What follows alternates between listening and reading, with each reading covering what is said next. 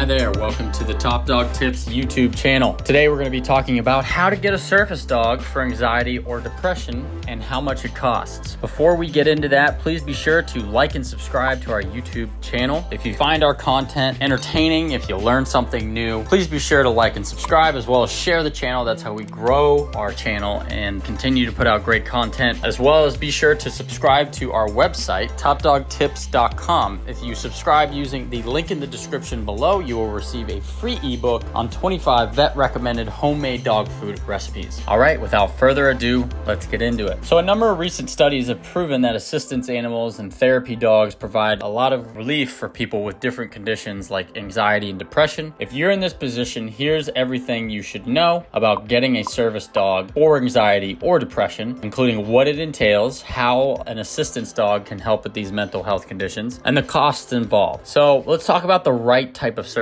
dog. Is a dog alleviating anxiety and depression in people considered a psychiatric service dog or an emotional support animal? If you're unsure about the difference between the two, we will link a description of the explanation. When it comes to anxiety and depression, psychiatric service dogs and emotional support dogs can prove beneficial in relieving their handlers or owners' symptoms, but they definitely do have a difference. Whether you require an assistance dog and which category of an assistance dog is appropriate for you depends on the degree to which your anxiety or depression affects your day-to-day life. Psychiatric service dogs and emotional support dogs are the two types of qualified dogs for people with these mental conditions. So we're going to explain how either of these types of assistance animals can help you and everything else you need to know about both. So the first one, the psychiatric service dog. According to the ADA, which is the Americans with Disabilities Act, a service animal is a dog that is individually trained to do work or perform tasks for a person with a disability. The work or task a dog has been trained to provide must be directly related to the person's disability. Here's a simple example to illustrate this. Individuals suffering from extreme anxiety or depression may be unable to leave their homes to do something as simple as picking up their medication, which helps mediate their anxiety or depression symptoms. In this instance, a psychiatric service dog can assist their handler in creating a safe personal space in public, serving as a physical buffer to calm their handler and reduce feelings of emotional distress in crowded places. This allows their owner to pick up their medication or perform other tasks that would be hard without these types of dogs around. So when does depression or anxiety qualify as a disability? Depression and anxiety do not always qualify, which means that not everyone with these conditions can officially obtain a psychiatric service dog to mitigate their symptoms. It's important to understand your situation and know whether you'll qualify to get a service dog for anxiety or depression. So when is it considered disabling? There's an official definition for this. The ADA defines a disabling illness as an illness that physically or psychiatrically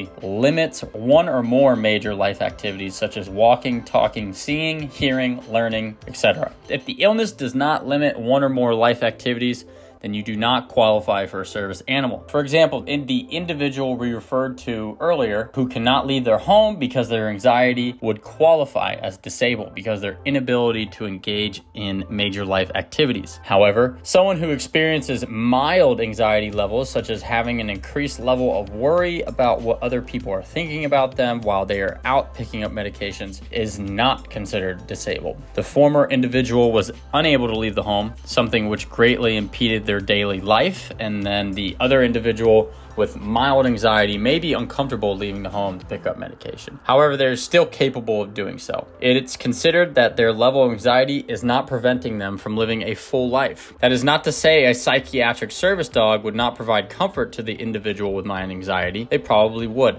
However, in such a case, a service dog is not considered to be a necessity. How does a psychiatric service dog aid in relieving symptoms of anxiety and depression? Service dogs used for these mental conditions are becoming more and more popular, and there are plenty of success stories out there. There are several ways that a psychiatric service dog can aid in relieving the symptoms, including bringing medication or bringing water to their person, meaning the dog can go and pick up medication if the person is unable to go and pick it up. Fetching help during a dissociative episode or a crisis. So say someone has a PTSD experience and is going through it currently and is unable to perform any daily duties. I guess they basically get help or the dog goes and notifies and warns someone of something that's happening to their owner. So laying over an anxious individual to provide physical comfort during anxiety attacks. Basically, so if the person is having a moment where they're breaking down and are on the ground, or I guess seated, the dog can like jump in their lap, or I guess if they're on the ground, lay next to them, or I guess on top of them. Number 4 is detecting anxiety attacks before they show themselves. So I guess some dogs have the ability to sense one coming on, and reminding severely depressed individuals to get out of bed or take medication. So the dog basically doesn't leave their side until they see them take medication. I guess that can be trained, but that's obviously very advanced training, something that would take quite some time. Bringing a phone call for help or using an adapted phone device to call for help during a crisis. So if something were to happen to the owner in a desperate situation, the dog can, I guess, somehow alert someone, or bringing a phone to call or some form of adapted phone device to alert emergency services. So how to get a psychiatric service dog for anxiety or depression. It can be attained through 2 ways: through a service dog organization, or an individual may train their own service dog themselves. However, it's important to note that training your own service dog can be very difficult, much more so than people initially imagine, and far more complicated than regular dog training. So let's look at both of these options. Number 1, obtaining a service dog through a service dog program. Dogs trained through service dog programs go through obedience training, service training, and socialization before being matched with a potential owner or handler in need of this assistance animal. However, the training is not over yet, because the dogs then undergo another set of specialized training to meet their specific handler's needs. Service dogs trained through service dog programs may be from a reputable breeder owned by that service dog program, or from other third-party reputable breeders, or in some rare instances from shelters or rescues. To qualify for a service dog from a psychiatric service dog training program, they will subject you to certain rules or requirements. These rules or requirements vary depending on the program you apply to. A good example of some common requirements can be found on the Canine Partners for Life eligibility policy, which we'll link in the description. Now, the cost of getting a psychiatric service dog through a professional training program. These costs vary depending on which service dog organization you contact. The average cost for a psychiatric service dog can run between $20,000 to $30,000, which is obviously very expensive. The high price reflects the time, effort, resources, and amount of work that goes into training an assistance dog that will be specialized for you specifically and is essential and custom tailored for your condition and lifestyle. This may seem like a lot of money, but programs often spend much more than this to devote 600 plus hours to training a dog, providing boarding for a dog, and providing vet care. The second option, training your own service dog. It's possible to save money by training them yourself. However, it's challenging to undertake something that requires an extreme level of dedication and many of the criteria required by the professional training programs. It'd be best if you also kept in mind that training your own service dog will require a lot of discipline, time, and obviously, like I said, dedication. Again, if you are someone who suffers with depression or anxiety, you may not be able to partake in hundreds of hours of training a service dog. So let's talk about what type of dog can be a psychiatric service dog. Certain characteristics make them good candidates. While many dogs possess these characteristics, a few breeds tend to display them more regularly, so they favor service dog work. When assessing an animal's suitability for service dog work, it's important to considering the following questions. Are they capable of carrying out the tasks that are required of them to help their owner? Are they trainable? Do they have a high frustration threshold? Do they have a desire to please? Is this dog free from signs of personality flaws that may impact their ability to perform their job? Are they free from signs of genetic or physical illness that would impact their ability to perform their job? Is the dog people-centered? Are they distracted by excessive drive or energy? Do they get easily distracted? Are they loud, reactive, or timid when faced with unfamiliar or overwhelming situations? Are they in their senior years? Senior dogs often experience the physical toll of age that can influence their ability to perform tasks, and a reputable training program will not invest the money into training a dog that will only provide a service for a short period of time. The cost of training your own psychiatric service dog can cost from a few $1,000s to $20,000. This figure depends on the type of dog you select, as well as how much time you invest in training. Just like service dog programs do, you'll want to ensure that you choose a physically healthy and psychologically sound dog to begin working with. The best place for that